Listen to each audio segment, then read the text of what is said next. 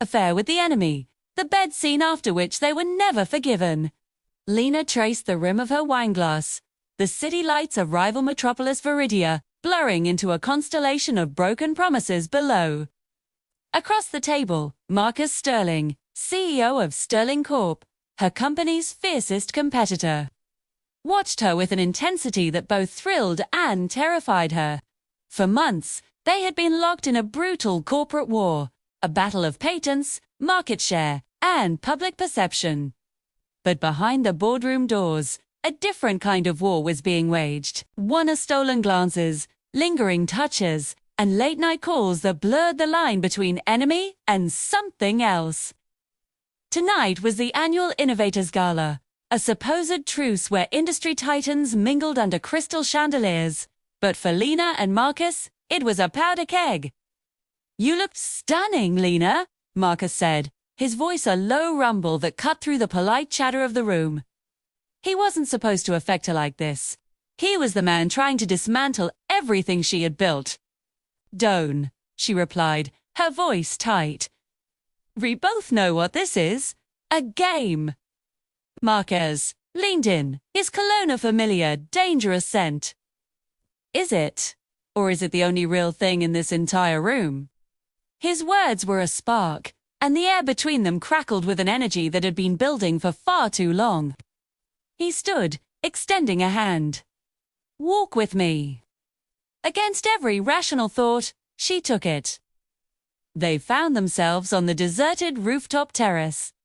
The wind whipped around them, but Lena felt a heat that had nothing to do with the temperature. "My board is pushing for a hostile takeover. Lena," Marcus confessed, "is back to the city.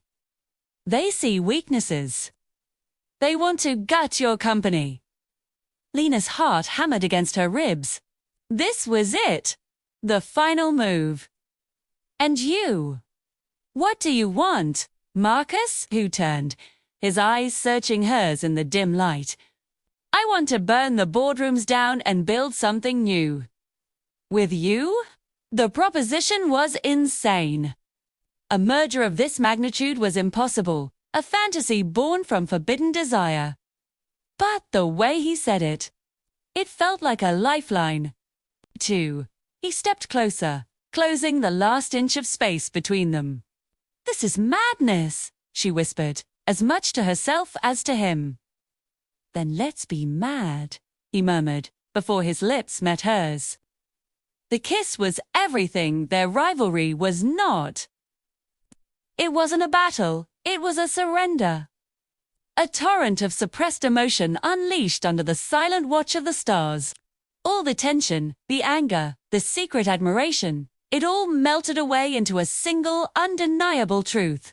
They were two sides of the same coin. The short walk from the terrace to his penthouse suite felt like a dream. Every instinct screamed at her to run, to go back to her life, to the safety of her war. But she couldn't. Not tonight.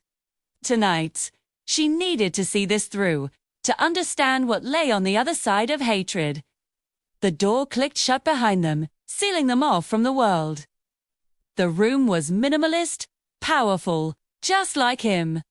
Black leather, polished chrome, and a floor-to-ceiling window that mirrored the one in her own office. They were perfect reflections of each other. As their clothes fell to the floor, so did their armor. She wasn't the CEO of Omnicorp, and he wasn't the titan of Sterling Corp. They were just Lena and Marcus, two people caught in a storm of their own making. The night was a blur of passion and whispered confessions. They shared secrets that no press release would ever capture, vulnerabilities hidden behind stock prices and quarterly reports. In the darkness, wrapped in his arms, Lena allowed herself to believe his impossible promise.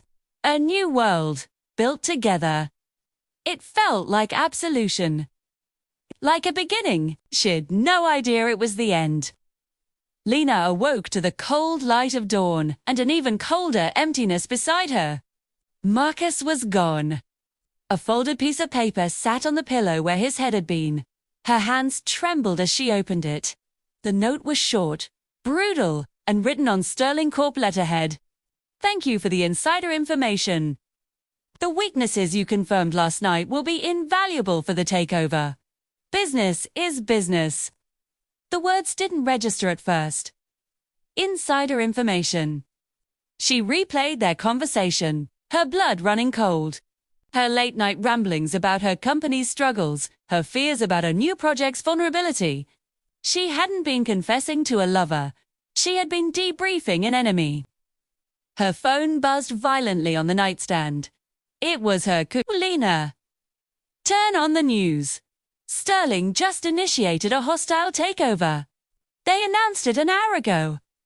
They know everything. It's like they were in our heads. Lena stared at her reflection in the vast window. The city lights were gone, replaced by the harsh, unforgiving light of day. She saw a fool, a woman who had traded her empire for a single night of weakness. The betrayal was absolute, a surgical strike to her heart and her legacy. He hadn't just defeated her in business, he had annihilated her as a person. The media storm was a hurricane. Headlines screamed of her incompetence, her naivety.